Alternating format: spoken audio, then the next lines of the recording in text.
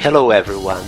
Passing by the necessary items, utilizing a step-by-step and reaching the final result, in this video I will show how to repair an iPad that is frozen. Necessary items: an iPad that is frozen, both hands free, a little bit of time to spare.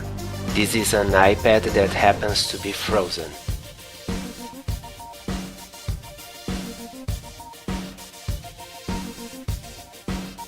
Let's go to the step-by-step. First, localize the buttons Home and Power of the device. Second, press at the same time the two buttons until the screen turns off, about 10 seconds.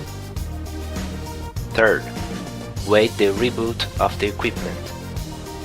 Done! The iPad is now unfrozen. Observation: the screen with the Apple logo in the center can be exhibited for several minutes until the device comes back to normal. The reboot can be very slow, so please have some patience. If you like it, please click on like it and share.